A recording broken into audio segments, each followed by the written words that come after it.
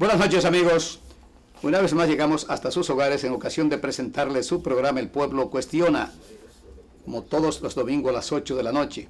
Para hoy nos honra con su presencia una figura legendaria en el periodismo, querida, respetada en el periodismo, harto reconocida por distintos organismos nacionales e internacionales. Yo diría que una de esas cosas que, bueno, ya no hay muchas figuras como el Chino Bujosa. Y lo digo porque lo conozco a él desde hace más de 50 años, desde los sucesos de Rodríguez Chavarría, cuando no querían salir de Trujillo, en fin. De manera que esta amistad viene de muchos años atrás. Pero resulta que hace unos días fue reconocido por la UNESCO. Se le dio la medalla a la libertad de prensa. Él es miembro de varios organismos internacionales.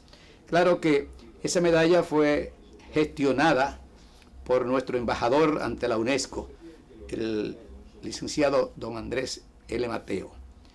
Fue un acto hermosísimo que se celebró en la Biblioteca Nacional. El comisionado UNESCO dominicano, sí. El comisionado de la UNESCO dominicano fue quien entregó la placa y la medalla al Chino Bujosa. Quisimos invitarlo para que analicemos varias cosas que han pasado en el país, que están pasando en el país, pero realmente cosas que el pueblo, o por lo menos la juventud, ignora en República Dominicana. La juventud ignora. Por eso quiero iniciar este programa, después de la pausa, con una pregunta que de seguro va a gustar a muchas personas. Pausamos, amigos.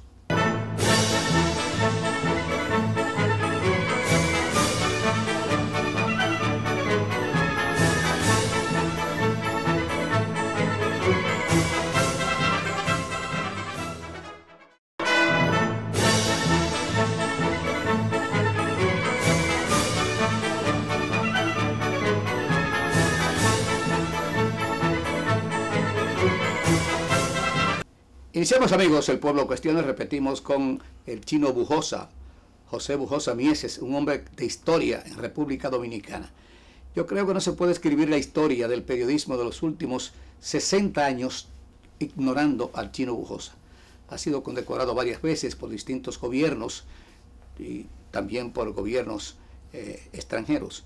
Y esto realmente nos llena de satisfacción tener en la prensa dominicana un hombre sencillo, humilde, tratable, y por demás el expresidente ad vitam del Colegio Dominicano de Periodistas de la República Dominicana. Chino, quisiéramos primero iniciar con una pregunta que te puede sorprender. ¿Qué tiempo lleva usted ejerciendo el periodismo y qué lo motivó? Bueno, yo me inicié en el periodismo cuando era activista político, cuando estaba en la fila del 14 de junio, de la Juventud 14 de junio, y participaba en el movimiento estudiantil, donde llegué a ser un líder nacional de la Unión de Estudiantes Revolucionarios. Aún vivía Manolo todavía, ¿verdad? Sí, claro. Y me daba cuenta que cada vez que se necesitaba hacer una declaración de prensa, me cogían a mí, los demás compañeros, y eso me hizo que me designaran generalmente en todos los comités ejecutivos director de prensa. Y yo hacía mis noticias de prensa y la llevaba yo mismo a los periódicos. Ahí fue que yo me relacioné con Radamés Gómez Pepín, con todo ese grupo de personas. Con esa élite. Esa élite del periodismo, con don Mario Valle Asunción, todos esos íconos de la comunicación. Luis Armando Asunción. Luis Armando, no, don Mario. Don Mario. El hermano. El hermano. Sí. Bueno, y en esas relaciones me fui como viendo el interés de que tenía realmente, el gusanillo. Tenía alguna vocación. El gusanillo. Tenía una máquina de escribir que cuando se dio el golpe de Estado contra el Triunvirato y se produjo la Revolución de Abril, cuando se asaltó Prensa Libre, a mí me tocó una máquina de escribir. Ok, Prensa Libre estaba en el Conde, esquina Espaillat. Me tocó una máquina. Era el periódico de Rafael Bonilla Ibarra. Eso fue tomado por la masa y hasta fuego se pegó. Y hay que decir que fue el periódico, junto con el periódico del Aire, que coadyuvaron a crear el ambiente para el derrocamiento de Juan Bosch. Así fue. Y entonces, bueno, conseguí mi primera maquinilla de escribir, hice mi oficinita en mi casa y vivía todo el tiempo haciendo notas de prensa. Entonces, pasa el tiempo y en la Guerra de Abril también hice alguna cooperación con el periódico Patria, participé también del chino, sí, participé también en el periódico El 1J4 en plena Guerra de Abril. Y así, uno se fue dando cuenta de que esa era su vocación. Claro. Hasta que finalmente decidí inscribirme en la escuela cuando me gradué de bachiller, en la escuela de periodismo de la UAS. Inicié mis estudios y no lo terminé con la licenciatura. Me faltaron 3 materias porque caí preso en aquella lucha famosa del $500,000 a la UAS. Y me tiré 4 años en la cárcel y al regresar... Tú ahí eras secretario general, me parece. Estuvimos coincidiendo en esa lucha estudiantil y competimos con él incluso en unas elecciones donde por razones obvias como el Consejo de Estado, el Consejo Universitario era del PRD en su mayoría y yo era muchacho del 14 de junio a la izquierda. Hubo un tranque en una de esas elecciones en la que yo competí con entre Fragua y el Frente Universitario Socialista Democrático, y una diferencia de 13 votos que decidían quién ganaba, yo o él. Finalmente el Consejo, después de mucho barajar la situación, decidió dar los votos a Tuey que me pertenecían a mí, porque lo que había era, porque fue aquella alianza Fragua, Flavio Suero, ¿te acuerdas? Sí, claro. Y entonces había una alianza de 2 grupos, Fragua y Flavio Suero, y en la boleta algunos estudiantes marcaban las 2 caritas, o sea, las 2 boletas, que era una. Pero el Consejo, la Comisión Electoral entendió que esos eran votos nulos, que no me podían sumarlo a mí, pero no, era un error porque la intención del voto estaba expresa. Era por la alianza que se quiso votar. Claro.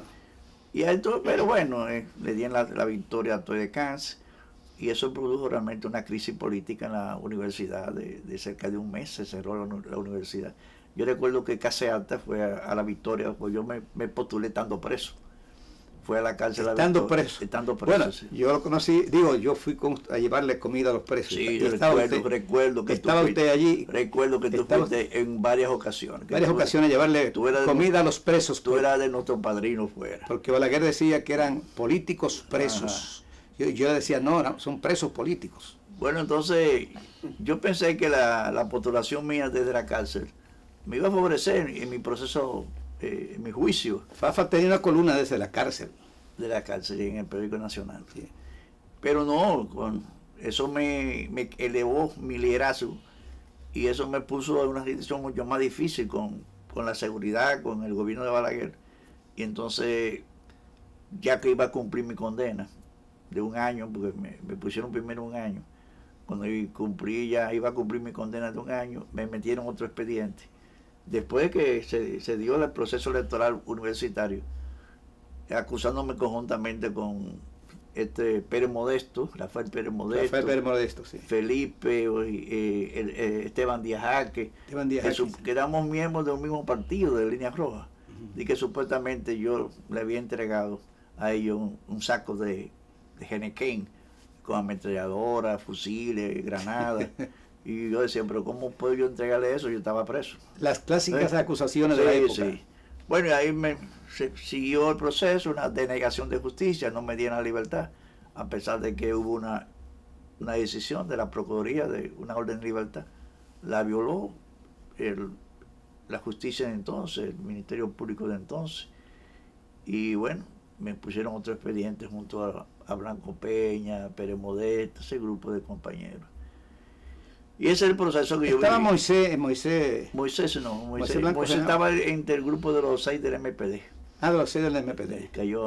Ese fue otro proceso más adelante. ¿Estuvo preso usted con Fafa Tavera? Con Fafa estuve en la misma celda, sí, con Fafa, con Moisés, con Julito de Peña, con el Chino Ferrera, con toda una generación de compañeros, aunque estaban en diferentes partidos, pero coincidimos todos en esa década del 70, que fue una década cuando surgió la Guardia Colorada, toda esa situación. Yo le he bautizado Camaño, que eso yo le he bautizado que la década del 70 fue la década del terror, porque Comenzó en el para la juventud, comenzó en el 66, sí. 66, pero ya en el 70, decirle a la juventud, asesinan en esa década a Orlando Martínez, asesinan en esa década a Goyito, a Gregorio García Castro, asesinan en esa década al padre de Nuria Piera, don Enrique Piera, sí.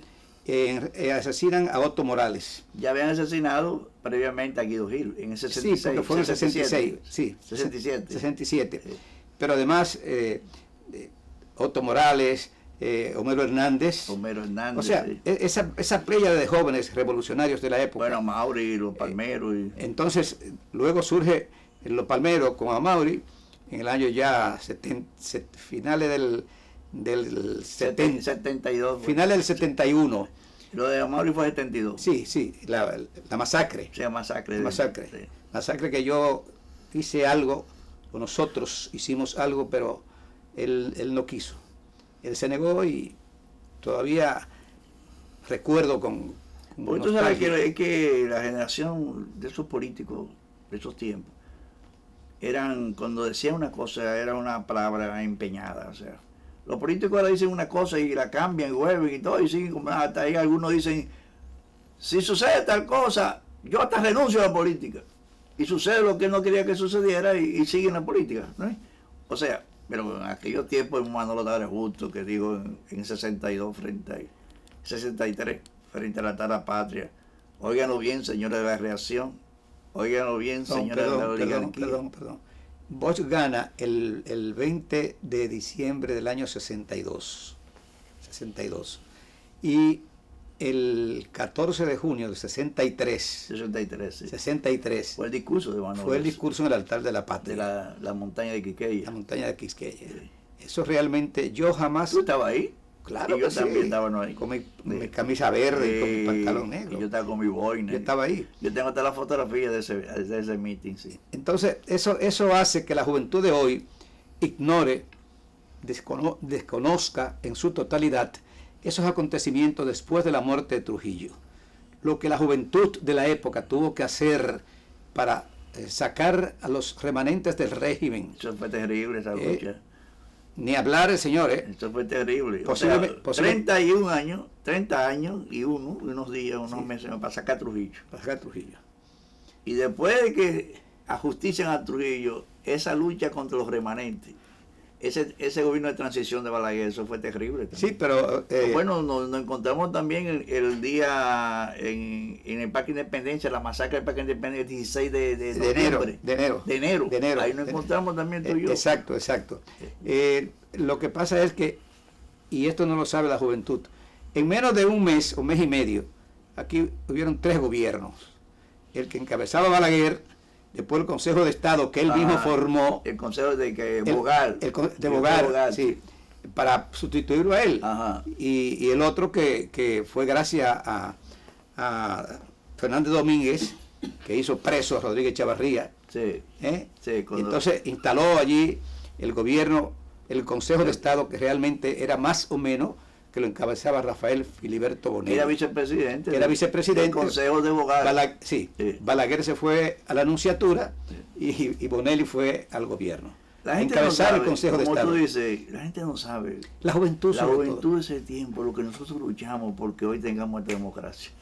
Eso fue una cosa terrible, o sea... No, y lo siento de muerto. La lucha, yo recuerdo que cuando se anunció el golpe de Estado de ese Chavarría, todos esperaban una masacre era que se iba a producir. Claro. Y bueno, ese fue el día que nos encontramos en tu casa, ahí en Villa Francisca, que preparamos una molotov, tú y yo, en un cuarto de baño, porque esa molotov era para tirarse a los tanques de guerra. El cuarto de la libertad. Que era para tirarse a los tanques de guerra, porque había un estado de sitio, un estado de emergencia, de sitio, y los tanques estaban en la calle. Bueno, una situación que la gente no sabe. Los tanques en las calles, señores. Y después que se va Balaguer, que se va a los Trujillos, después que se va Ramfi, en fin. Entonces el pueblo se sube en los tanques a pasearlo por la ciudad. Navidad con libertad. Navidad con libertad. Lindo, qué linda época, qué linda Navidad. Navidad con libertad. Qué linda Navidad esa. Exactamente. Por lo menos disfrutamos, a pesar de tanta tragedia, disfrutamos la salida ya de los Trujillos. y el pueblo desbordado en la calle, con los militares abrazados en los tanques. Balaguer en la Anunciatura. En la Anunciatura. Bueno, la mayoría de los militares. Es una etapa hermosa realmente. Los militares pro Balaguer escondidos. Bueno, pausamos, amigos, para seguir narrando la vida política, historia de nuestro invitado especial de hoy, porque realmente para mí es un privilegio poder tener a José Bujosa Miese, mejor conocido como el Chino, presidente ad vitam del Colegio Dominicano de Periodistas, del que me honro pertenecer, y que él es un hombre que nunca lo hemos visto con arrogancia, con altanería, con pedantería, creyéndose que es el más informado, el más ilustrado en asunto periodístico, siempre tratando de dar consejos, que no es dado en estos momentos. Pausamos, amigos.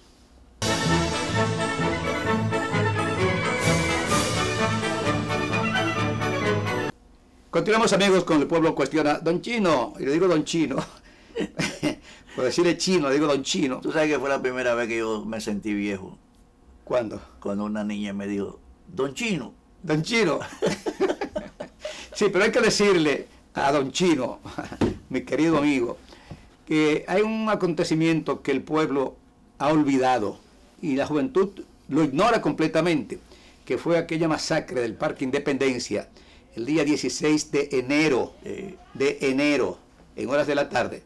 Ahí Cuervo Gómez, porque lo que había era que Unión Cívica Nacional estaba frente al Parque Independencia. Y en el local donde está la cafetería Jumbo, al lado de la Asociación Médica, el Comité del Distrito y la Asociación de Médica Cívica Nacional. La Asociación y había unos bocinas. Y Balaguer dijo supuestamente que le molestaba que esa bocina le molestaba, porque llevaba hasta el palacio. Y buscaron inmediatamente la forma. Entonces mandaron a Cuervo Gómez a tomar medida allí. Y parece que se dicen que los cívicos le lanzaron piedra al tanque. Bueno, mira, yo estaba ahí. Yo te digo, yo viví ese presente. Yo estaba ahí, pero yo estaba conde con palo hincado. Cuando se estaba subiendo... Yo vi caer 2 personas. Cuando Cuervo Gómez, la patrulla militar con tanque y todo, que se puso frente al local, le decían que a Enriquillo, creo que llamaba, que era dirigente de Unión Cívica Nacional, que suspendiera la transmisión. Que bajara algo. No, que suspendiera. Y él insistía. Tratan de subirse al local. No pueden porque la puerta está completamente cerrada. Entonces bajan, llaman a los bomberos y con los bomberos le llevan una escalera y se suben los militares a quitar la bocina. Entonces ahí, no sé qué pasó, algo, como tú dices, que puso a la guardia nerviosa. Porque el mismo Enriquillo trataba de hacer así a la escalera para que no subieran al balcón, para quitarla. Entonces ahí hubo una situación bastante confusa. Y ahí se produjo entonces una orden de fuego. Y ahí comenzó el ametrallamiento. Sí. Yo te digo a ti que yo estaba ahí, yo me cubrí pegadito de las arrugas del tanque. Y yo recuerdo me caían las cápsulas de los disparos, de la metralleta 30, 32 que tienen los tanques también, y ese olor, la pólvora. Y cuando nosotros observamos así, ya después que pasa la masacre, que el tanque se va, y uno ve eso, y ve tantos compañeros así tirados en las calles, muchos quejidos, bueno, y varios muertos. Entonces comenzamos nosotros mismos a tratar de socorrer a los heridos. Yo recuerdo que subimos un herido en un carro público para llevarlo al Padre Villini. Y cuando vamos por Azoy por Noel, llegando al Padre Villini, mi madre está, que vivíamos ahí en la Santo Mequina Noel, mi madre me ve lleno de sangre, porque uno bregando, y mi madre cree que yo estoy herido. Y yo le dije, no vieja, estoy llevando a un herido aquí. Y bueno, eso fue una situación, bueno, ahí murió Pío Barona, ¿te acuerdas? Pío Barona.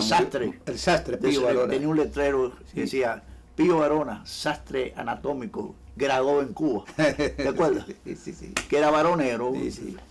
Pío Barona fue uno de los que murió ahí. También hirieron, nunca me olvido eso porque él se apareció a mi casa, el pelotero Manolete Cáceres. Manolete Cáceres le dieron un balazo en un muslo. Manolete Cáceres. Siempre estaba... Fueron como 9 heridos, se dieron varios heridos y creo que dos o tres muertos. Sí, 2 o 3 muertos.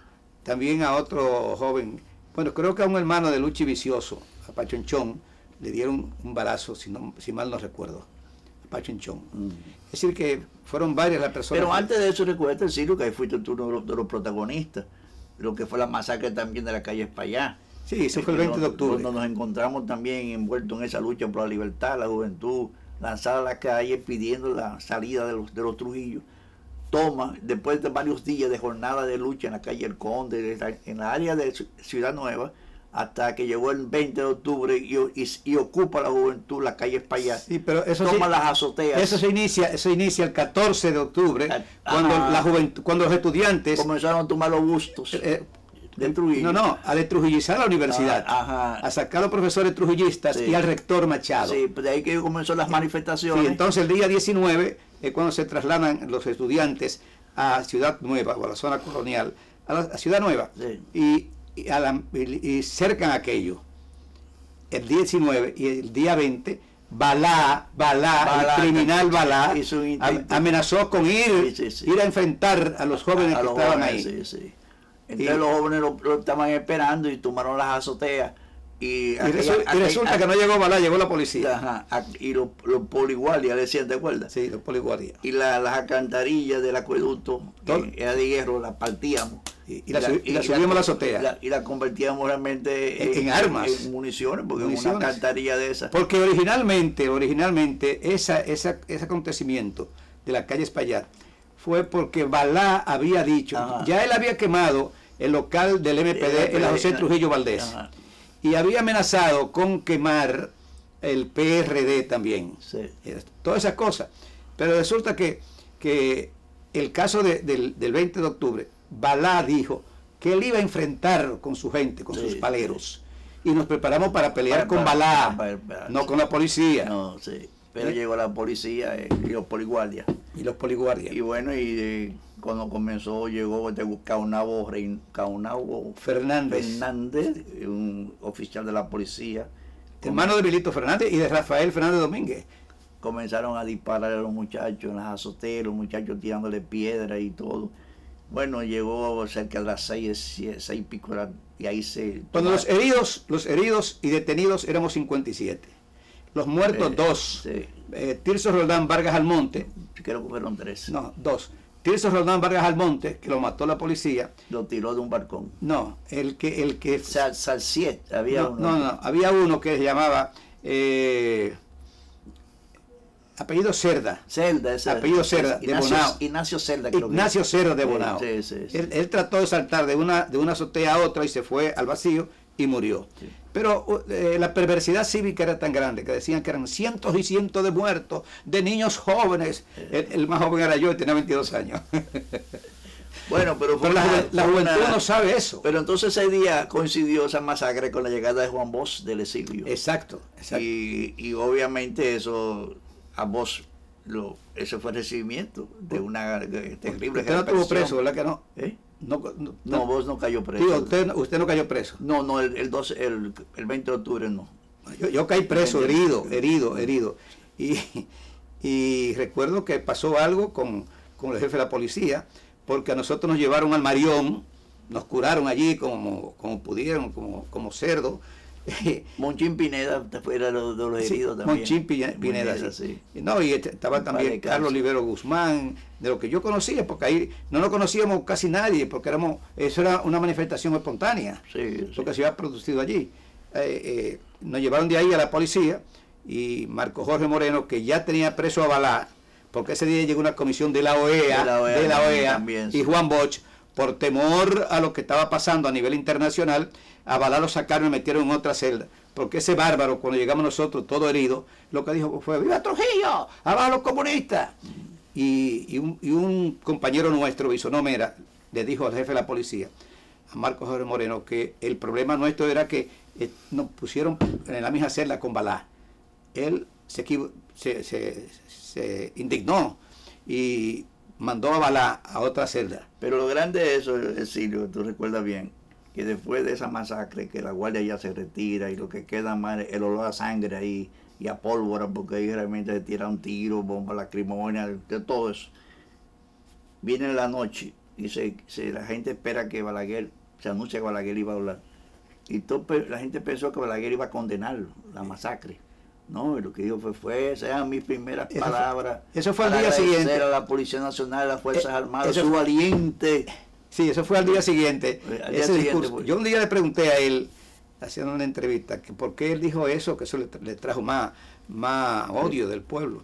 Y me dijo, ay, si la policía y las Fuerzas Armadas hubiesen actuado recibiendo la orden que le dio Ramfi en San Isidro, los muertos iban a ser 1000, dijo Balaguer. O sea, las cosas hay que decirlas. Sí. Pero él no tenía por qué meterse en eso de felicitar. No.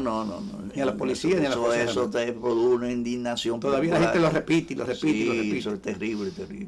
Es que Balaguer fue un personaje realmente muy con...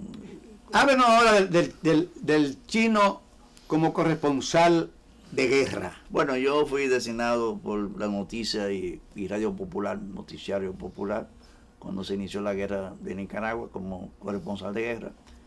Y bueno, para mí fue una experiencia muy novedosa desde el punto de vista como periodista.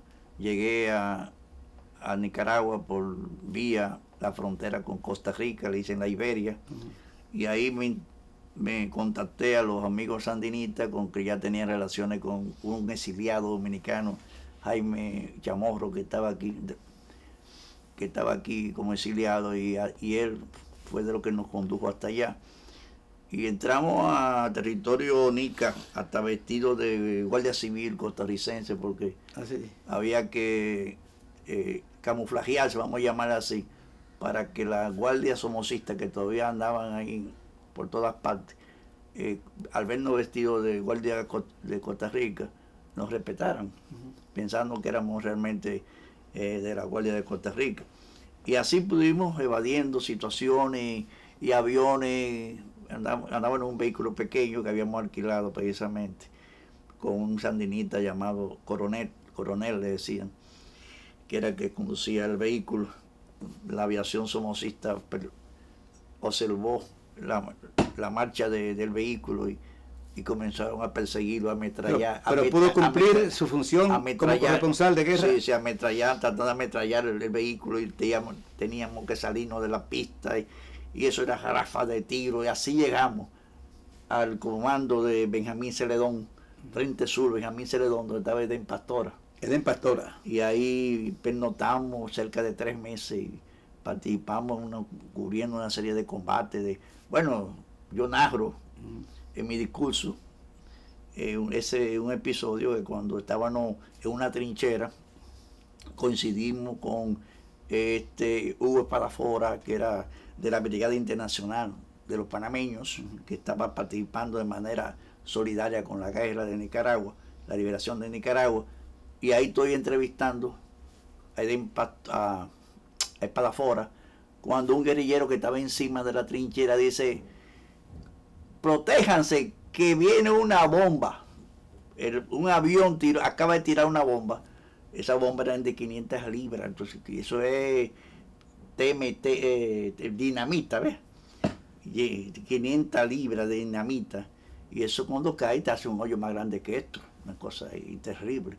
Entonces nosotros nos protegemos en esa trinchera más todavía, cuando obviamente cae la bomba y se produce un estruendo terrible, cantidad de tierra y lodo nos cayó encima, la grabadora se nos dañó con las ondas expansivas, y hoy escuchamos al mismo guerrillero que anunciaba la bomba que venía cayendo, gritando: no me dejen morir, no me dejen morir. Nos sacudimos, salimos de la trinchera, estaba lleno de humo todavía, y vemos ese pobre guerrillero despedazado su cuerpo, y el vehículo en que nos transportábamos lleno de agujeros, como parecía un guayo, y cadáveres por todas partes, pedazos de cuerpo pegados en las paredes, una cosa terrible, dantesca. Y ahí nosotros vivimos experiencias donde realmente pudimos perder la vida. Y yo lo pongo como una cita final en mi discurso, que digo: ¿hasta dónde es capaz un periodista digno, responsable de su misión, de comunicar la verdad, de informar la verdad, de arriesgar hasta su vida por la libertad de expresión, por la libertad de información? Y finalizaba mi discurso con esa cita de esa experiencia bastante difícil que viví yo como reportero de guerra. Dentro de las tantas situaciones que vivimos en esa guerra de Nicaragua, donde teníamos que permanentemente que amanecer en trinchera y bajo fuerte aguacero y esperando la lluvia de mortero que caía. Bueno, una situación difícil que uno vivió realmente. Cuando uno se encontró allí, dijo, oye, pero yo, verdad que yo no sabía como que esto era así. Pero como habíamos participado en la guerra de abril de 65, claro, ya como que estaban un poco acostumbrados. Ya iba con experiencia. Estaban un poco acostumbrados. Y ahí convivimos con todos esos guerrilleros de diversos países, nacionalidades. Había en esa guerra en Nicaragua, habían voluntarios, solidarios con la causa sandinista de todos los países del mundo. Mucha gente que formó realmente una brigada internacional. Y tuvimos esa gran experiencia ahí compartiendo con todos esos compañeros. Amanecimos en una trinchera llena de agua, comiendo un queso que era una piedra de sal prácticamente. ¿Qué usted opina del actual gobierno de Nicaragua?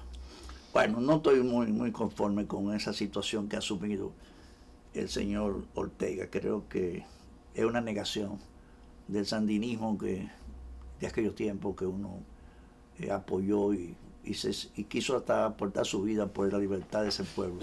No estoy conforme con eso, de esa política que está rayando hasta veces en represión, en un estilo, no, y está en un ridículo de que su esposa vicepresidenta. Sí, como que, bueno, no estoy satisfecho con esa situación. Yo creo que lamentablemente el 100% de Nicaragua esa lucha no mereció. Casi el 100% de los que éramos pro-sandinistas, hoy le hemos dado la espalda. Yo era pro-sandinista. Sí, y yo creo que realmente no sé, esa división del Frente Sandinista y Ortega se quedó con la fracción mayoritaria, y ha hecho de eso lo que ha cometido errores terribles. Yo entrevisté poner a su esposa como vicepresidenta, o sea, es todo como una dinastía. Claro. Yo entrevisté a Alfonso Robledo, que era miembro del Consejo de Gobierno. La entrevisté. Pausamos, amigos, por unos cuantos segundos.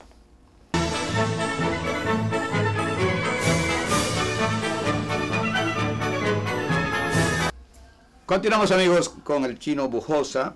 Justamente, pues, lo que nos motivó a nosotros, invitarlo a él, aparte de nuestra vieja amistad de más de 50 años, fue su reconocimiento. Quisiéramos que nos hablara del reconocimiento y el discurso que para mí fue magnífico que usted pronunció cuando recibió la medalla y la placa que le envió desde la UNESCO.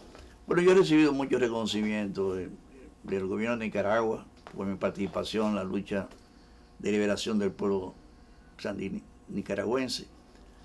He recibido también del gobierno dominicano en 2 ocasiones, cuando Salvador Jorge Blanco fue presidente y Leonel Fernández presidente, con la orden intelectual de Sánchez y Mella. He recibido también de instituciones internacionales como la OIP, la Federación Latinoamericana de Periodistas. Bueno, y eso realmente me satisface porque es un reconocimiento de lo que ha sido la vida de uno, ¿no? La lucha por la libertad. Y me sorprende en estos días que me llama Mercedes Castillo de que yo he sido escogido por el comité ejecutivo a unanimidad, compitiendo con compañeros con tanta valía como yo, para recibir el premio de la libertad de prensa de la UNESCO Dominicana. Premio que fue creado por nuestro embajador Andrés Mateo ante la UNESCO, París, como una manera de reconocer al periodismo dominicano en el Día de la Libertad de Prensa. Bueno, para mí fue realmente una gran satisfacción haber sido escogido. Y te digo que tuve 3 días preparando un discurso que a todo el mundo le ha agradado. A mí me fascinó. Es todo una historia de lo que ha sido la lucha por libertad del pueblo dominicano desde la colonia, de aquella arte rupestre de los aborígenes en las paredes. Que aún permanece. Es una manera de expresarse desde ese tiempo. Y en ese marco, así, en la historia, con la lucha de los trinitarios, los panfleteros de Santiago, todo el 14, la Juventud Democrática, el 14 de junio, la Juventud 14 de junio, que usaban la pinta en las paredes, la pinta, las palabras que colocaban, los lemas abajo Trujillo, en los sanitarios de la universidad y otros lugares. O sea, es una manera de expresarse y expresar su lucha, su deseo por la libertad de expresión, que era completamente negada. Entonces, todo ese proceso yo lo analizo y obviamente ese discurso gustó mucho desde ese punto de vista histórico hasta nuestros días. Analizo lo que es esta situación que vivimos ahora de las redes sociales, los pros y los contras, los problemas que ahora cualquiera se llama periodista por escribir cualquier disparate sin pasar por una academia y se pone a hablar muchas mentiras tratando de hacer... Buscando notoriedad. Notoriedad. Y todo eso atenta contra la propia libertad de expresión, atenta contra nuestra credibilidad, claro, como periodista. Bueno, todos esos temas yo los discutía, como también el mismo lema de la UNESCO, que la información es un bien común, que fue el lema de la... Que no es solamente para los periodistas, sino para el pueblo en sentido general. Se beneficia de la libertad de prensa y de expresión es para el pueblo, justamente. Bueno, entonces eso, recibí mi medalla y un pergamino de la UNESCO Dominicana. Y bueno, aprovechar la oportunidad para felicitar a nuestro embajador, Andrés L. Mateo, que no podíamos esperar otra cosa de él desde que lo nombraron en ese cargo, pensando siempre en el país. Y en ese sentido, este es un premio que se va a entregar cada año. Yo he sido el primero en recibirlo. Y bueno, creo que realmente es una iniciativa plausible, que los dominicanos debemos reconocer a ese nuestro embajador. ¿Tenemos algún material por ahí que...? Sí, hay un fragmento de unos 4 minutos del discurso. No sé si los amigos de producción pueden colocarlo en tu momento. Y alguna fotografía también del acto donde tú estuviste presente. Y, bueno, yo me sorprendí porque se paraban 2 y 3 veces. Mercedes estaba loca con ese discurso y aplauso y todo. Aplauso y aplauso. Pero realmente fue un gran esfuerzo intelectual que, claro, con la asesoría de compañeros como Ramón Colombo. Con Miguelina Crespo. 2 estrellas. 2 estrellas. 2 estrellas. Con ellos yo discutía con ellos el contenido del discurso y ellos también aportaron más o menos sus ideas de cómo debía ser ese discurso. Porque me gusta siempre que con lo que yo escribo siempre se lo doy a mi esposa. Mira a ver lo que tú piensas. ¿Qué tú dices de eso? La vi muy contenta, muy alegre. Porque creo que uno nunca puede pensar que tiene toda la verdad. Claro. Siempre hay, dice, 4 ojos ven más que 2. Y uno ya después que llega a tener cierta credibilidad, no le gustaría caer en cuestiones gráficas, ¿tú me entiendes? Que sea uno criticado por eso. ¿Cómo usted ve en estos momentos? También hice un reconocimiento. Hablé también en el discurso de los gobiernos y la actitud frente a la libertad de prensa. Hablé de Balaguer, que lo acabé. En una época de oscurantismo, de terror contra los periodistas, el asesinato de periodistas, el cierre de emisoras, impedir que ciudadanos asesaran. Prohibición de programas, como el caso mío. Caso tuyo, a Peña Gómez se le prohibió hablar por la radio. Todo ese tipo de cosas se vivió en esa época y yo desnudo esa realidad de terror que vivió la prensa y la libertad de prensa. Y también hablo también de lo que fue el gobierno de Guzmán, el rescate de la libertad, donde se respetó absolutamente la libertad de prensa y de información. Y bueno, y sigo en ese camino y llego al gobierno del PLD, donde obviamente también se respetó la libertad de prensa y de información, pero hubo realmente un presupuesto multimillonario para comprar conciencia periodista. Y eso fue atentatorio realmente contra lo que es esa libertad. Y eso produjo una censura y una autocensura en grandes sectores de la prensa y una expresión popular del pueblo, que a esos periodistas adictos a esa política gubernamental le llamaban bocina. Que le ha ido muy bien, la mayoría de ellos son millonarios. Le ha ido muy bien, o sea, muchos de ellos. También critico ahí en ese discurso la posición de algunos empresarios de medios de comunicación que reciben también grandes contratas del Estado en construcción de carreteras, puentes, sin tener nada que ver eso con su gestión de medios de comunicación, pero eso también para tratar de comprometerlo, callarlo con las políticas del Estado, con el gobierno del gobierno. y que eso también decía que atentaba contra la libertad de expresión, la libertad de prensa. También señalaba el asunto de la concentración de los medios de comunicación, que eso otro atenta contra la libertad de prensa y de información, porque 2 o 3 familias que tienen el poder de los bancos, de los financistas, que tienen el poder del gran comercio, dominan, tienen secuestrado un importante sector de la opinión pública, porque tienen en sus manos todos los medios de comunicación, 2 y 3 familias, y que eso también era tentativo, y decía que esos eran los retos que tenía el Colegio de Periodistas que enfrentar. O sea, fue un discurso muy completo. ¿Cómo usted juzga la actitud del presidente Luis Abinader bueno, con la prensa dominicana? En el discurso yo también destaco en esa evolución de los gobiernos y la libertad de prensa. Digo que bueno, como que llegamos a una situación después de esa política de compra de conciencia periodista, a una situación de mucha esperanza, porque nos hemos encontrado con un presidente que él mismo se ha preocupado por la ética de los periodistas, y él mismo financia el Estado un diplomado de ética para periodistas, y él mismo dice que no solamente para periodistas, sino para su propio gobierno, que debe ser un gobierno transparente y ético, y a la vez su comportamiento de apoyo a los periodistas, no solamente en el aspecto de la formación y su ética profesional, sino que también llegó a expresar ahí en ese encuentro que se hizo, donde se anunció ese seminario sobre ética para periodistas, que él dijo que está de acuerdo con una prensa crítica, ética, pero nunca sumisa. Eso me gustó mucho, nunca sumisa, o sea, que él no acepta una prensa sumisa. Y yo creo que eso, no, aunque yo dije eso de él positivo, también dijo, ojalá que esta palabra comprometida de nuestro presidente Luis Abinader no caiga en el vacío y no sea una más frustración de las tantas que hemos sufrido con los políticos y los gobernantes que ofrecen una cosa y no la cumplen. O sea, también dejé en que queremos realmente que el presidente sea fiel a lo que ha prometido. Y ya finalmente, Colegio de Periodistas, ¿cómo usted ve? Excelente. ¿Cómo usted vislumbra el presente y el futuro inmediato? Yo creo que increíble, yo creo que de los gremios profesionales en esta pandemia, el Colegio de Periodistas ha crecido enormemente desde el punto de vista de su institucionalidad. Esa muchacha que es un ícono ya en el Colegio de Periodistas para la prensa nacional, Mercedes Castillo, la que me sustituyó a mí cuando fui presidente, que yo vi en ella siempre esa condición de liderazgo, de carisma. No me equivoqué al ser de lo que la escogió a ella para seguirme, para hacer mi relevo.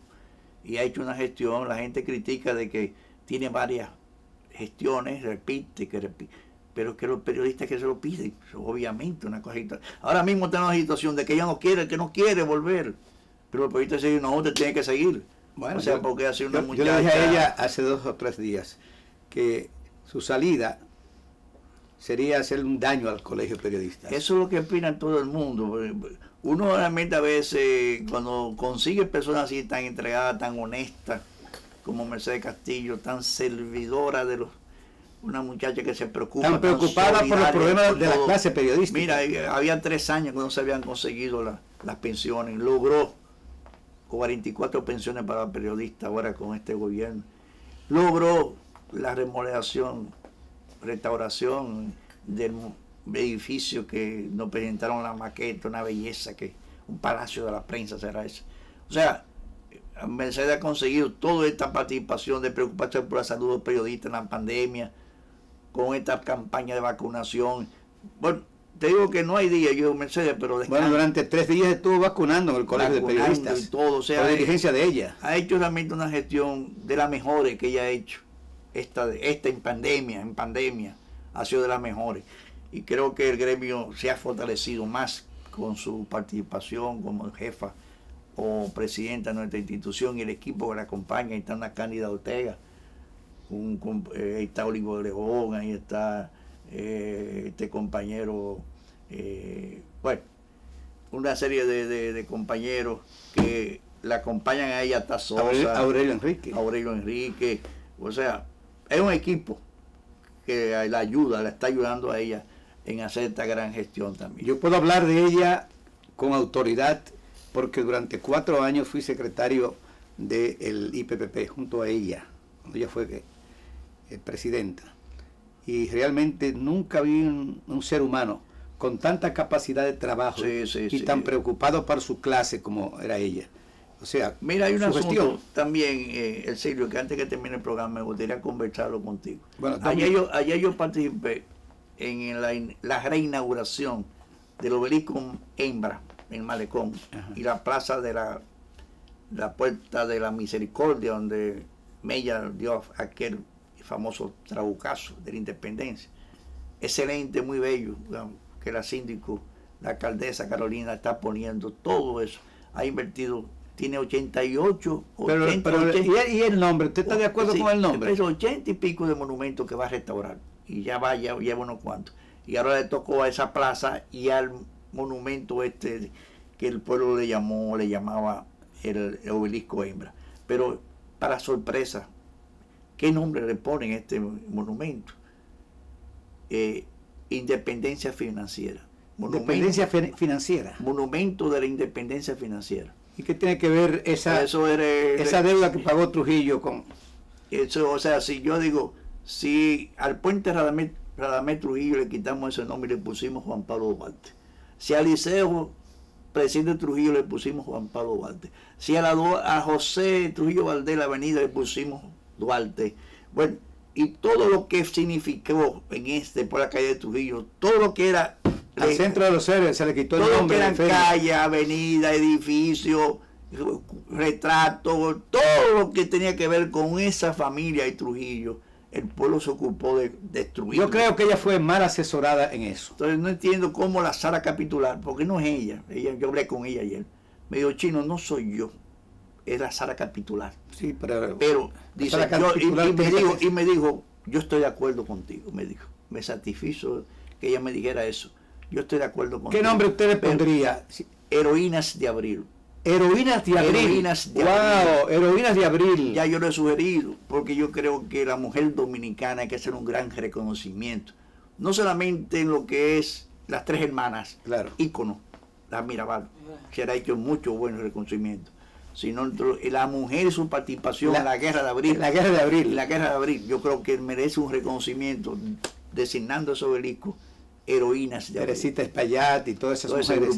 En Majusto, todas esas mujeres. Y vamos a hacer una carta a las fundaciones patrióticas solicitándole a la Sala Capitular vía la alcaldesa. Pero busquen firmas también de personas. Sí, yo firmo. Yo te voy a agregar porque hay firmas también de personas también. Bueno, pues gracias, don Chino, por Bueno, hermano, yo creo que ha sido un gran programa porque nos ha hecho recordar aquellos tiempos de nuestra juventud principalmente, ¿verdad? Que todavía hacemos algo todavía, ¿verdad? Que sí. ¿Cuántos años? Orientando a la juventud. Lo que ya los mayores olvidaron porque se fueron también de este mundo. Así es. Y más los que no quieren recordar eso por muchas razones. Amigos telespectadores de República Dominicana y del exterior, acabaron de escuchar El Pueblo Cuestiona. Hoy nos honró con su presencia una autoridad periodística de República Dominicana, como lo es el señor José Bujosa Mieses, mejor conocido como el Chino Mieses, el Chino Bujosa. Hombre, el presidente ad vitam del Colegio de Periodistas. Del movimiento Marcelino Vega. Del movimiento Marcelino Vega. Ha sido 2 veces presidente del colegio. Y cuantas veces se le requiere a él en el colegio, él está presente. De manera que yo creo que todavía tendremos Chino por muchos ratos. Bueno, dice orientando este pueblo y luchando por la libertad de prensa y de expresión. Me asustan esos reconocimientos, porque dice que cuando reconoce mucho a una persona es porque su día está contado. Bien, amigos, será pues hasta la próxima. Gracias, Chino. Ok, hermano. Ok, un placer. Gracias.